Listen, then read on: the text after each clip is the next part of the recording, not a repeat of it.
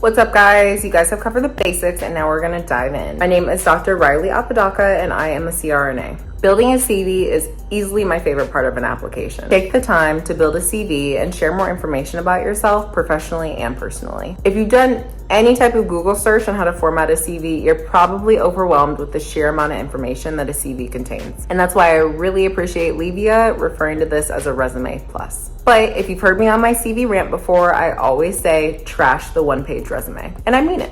I will say that building a CV is going to take some time. However, this is something that you're going to build on to even as your career as a nurse anesthesiologist. I love building CVs because it's really a way to show everything great and grand about you. But you have to be strategic. Let's start with the basics. Your name should be big and bold on top of the page. Make it the biggest font that you can without it falling onto the second line. And all of this information needs to be included in the header. Make sure that your credentials follow your name, and please make sure that your credentials are in the proper order. Your contact information and location should fall below your name. Instead of a full address, put your city and your state. And like I said, all this information should be in the header. And what that does, it now puts your name on every single page. This is a continuous name drop as you scroll through your CV. A main thing with having a CV is categorization. You should have a bare minimum of 6 categories on your CV. Truthfully, closer to 10 to 12. You're probably asking, what kind of categories are we talking about? Education, additional courses taken, professional experience, education experience, presentations, awards, scholarships,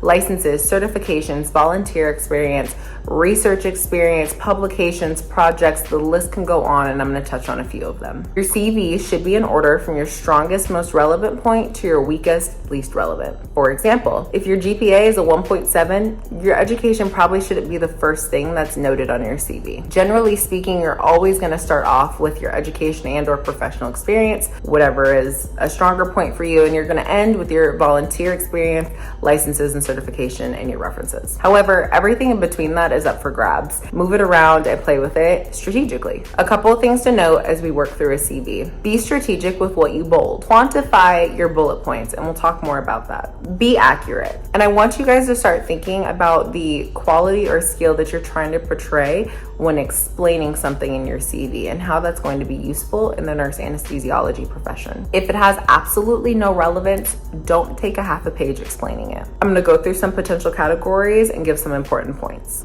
First off, education. Please state your degree correctly. You have a bachelor degree, not a bachelor's. Include your GPA, but only if it's above a 3.4. Make sure that you include the university that you attended and the year that you graduated. If you've taken any additional courses on your journey to graduate school, make sure you include that as a category in your CV. Name all the courses that you've taken, separated by commas, and calculate a cumulative GPA of all the courses taken. Your clinical experience. This is a dense one, stick with me. The type of ICU nurse that you are should be the first thing that they see, and it should be in bold.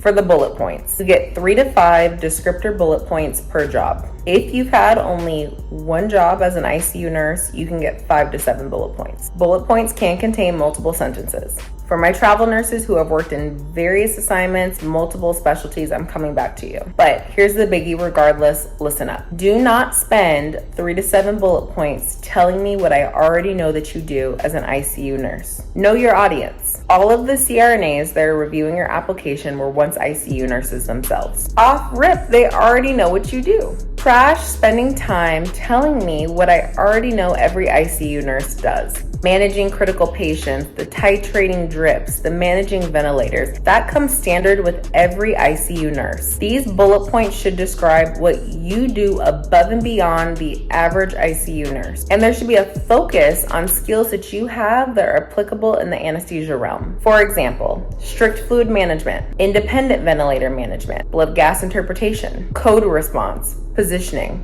trauma response, and rapid infuser use. Think ultrasound guided line placement, PIV placement, use of the train of 4, and the list goes on. Remember, a CRNA program doesn't care that you know how to manage a kangaroo pump. I hope I haven't lost you yet. Stick with me. Here's the biggie. You have to quantify your experience. Instead of saying proficient in the management of ventilators, say independently managed over 350 ventilated patients in a 2-year period. This now puts a quantified number to your expertise. This is crucial. Think about it. Quantifying your experience sets you, the nurse that works at a level 1 trauma center caring for 2 ventilated patients a shift, apart from the ICU nurse who works at a community hospital caring for 2 ventilated patients a week. But I wouldn't know the difference unless you quantified this. In 98% of CVs, nurses seem to have the same exact bullet points or the same exact job descriptors, even though there's varying levels of skill. And the quantifications of your skills should be utilized in each of those bullet points. Discuss the number of codes that you've responded to, peripheral IVs that you've placed, ultrasound guided IVs that you've placed, the number of open craniotomies that you've taken, the amount of times that you've managed a certain device. The list really goes on.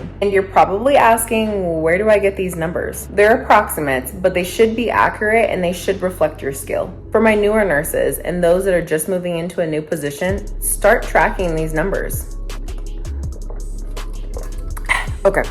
Avoid passive language when discussing your clinical work. These bullet points are not a time to tell me how well that you follow physician's orders. This is the time to tell me that you're an independent nurse that can think through complex patient issues. Your CV should go back roughly 10 years. Remove any information that is completely irrelevant. For jobs that are not healthcare related, but maybe in the past 10 years, utilize 1 to 2 bullet points to explain or highlight skills that could be relevant in anesthesia. For example, if you were an executive chef at a restaurant, little relevance to anesthesia. However, the fact that you could create 300 dishes in a 4-hour period working with 2 other chefs may show that your ability to work well under pressure and to have high production. Those are relevant skills. Next is shadowing experience. Make sure to include this in a CV. Note the facility that you shadowed at, the month and the year that you shadowed, how many hours you shadowed, and note the cases that you saw. For example, a tonsillectomy or a laparoscopic cholecystectomy. And on that note, make sure that you are writing out all abbreviations. Using abbreviations throughout a CV is not appropriate. Leadership roles. Make sure to discuss the roles where you've been a leader. And this doesn't have to be confined to the hospital. Drop a quantified bullet point that describes your leadership skill and the impact that you have within that organization. Professional enrichment is next. This includes courses and classes towards critical care concepts. Emphasis on things that could be useful in anesthesia, such as a course on moderate sedation. Awards and scholarships. Make sure to highlight your accomplishments. If there's an accomplishment that you want to highlight a little bit further, I typically put it underneath a professional achievements category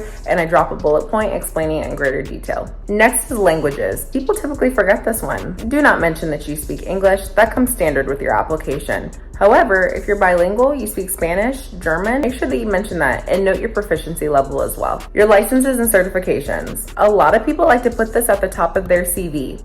Don't. This should be the second to last thing on your CV. Most applicants have the exact same licenses and certifications. It rarely, if ever, stands out. Consider moving this category higher up in your CV only if you have certifications that may be unique. Organizational involvement is another category. This involves your work on committees, and don't forget your work in diversity and nurse anesthesia mentorship program. Make sure that when you're discussing committees or organizations that you're using the full formal name. Things like your involvement in diversity CRNA, you're gonna wanna expand on. Drop a bullet point. Describe what you've gained from your membership. And think about it. It sets you apart from other candidates that may not have a membership in this type of organization. And again, quantify your involvement. For example, attended a 6-hour hands-on simulation experience gaining knowledge on direct laryngoscopies, epidurals, and regional blocks. Another category is research involvement. This is huge.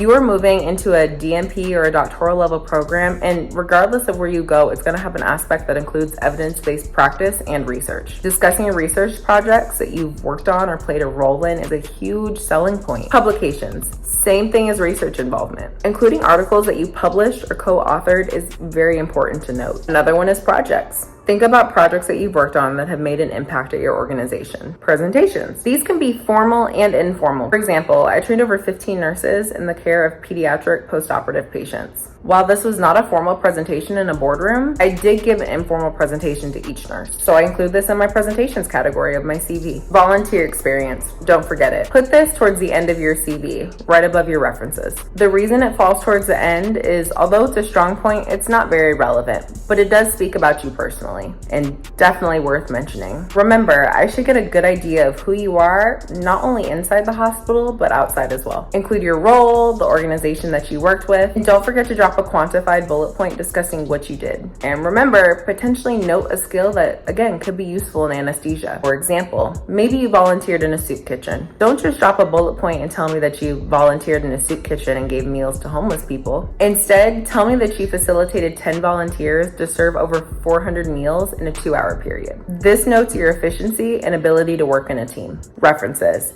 This should be the very last thing on your CV. I recommend name dropping at least 3 people. I recommend at least one be a CRNA and the other 2 to be people that could speak to your clinical experience. Maybe a manager or a charge nurse. Include their name, proper credentials, email, and phone number. And back to my travel nurses, I didn't forget about you. I could show you better than I could tell you. And here is an example of a CV from a travel nurse that I work with. I want you to take note of the fact that we highlighted all the various specialties that she worked in. I also worked diligently to put 5 bullet points together that combined all of her experience. And don't forget, it's quantified. I know you guys probably have a lot of questions, but this presentation was about tackling the basics, scraping the surface.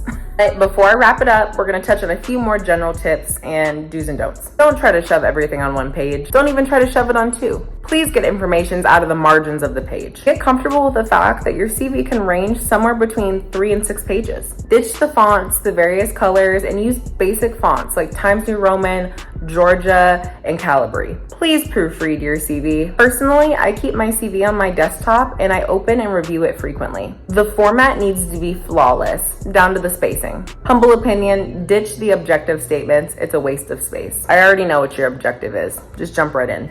Don't include your picture. Remove all hyperlinks. Do not highlight or color words. I like to keep my entire CV in past tense, even my current jobs. And utilize strong adverbs in your bullet points. I'm gonna drop some resources that you guys can potentially use, and this is just to help you avoid repetitive language. Be accurate, don't fake the funk. Remember that everything you mention in your CV is up for grabs during an interview. And last but not least, whenever you submit a CV, whether it's to CRNA school or a potential employer, please make sure it's in PDF format. If you plan on bringing a hard copy of your CV to an interview, put it on resume paper. I know it's difficult to find information on how to build a CV as an RN, so I really pride myself on teaching people how to tailor a CV to their professional nursing experience. Last but not least, I want to scroll through my own CV. All the advice that I give, I follow myself. And I'd like to note that I've continued to build on the CV that I utilized when I applied to CRNA school. I hope you guys find this helpful, and I look forward to meeting you guys at a future diversity event. See ya!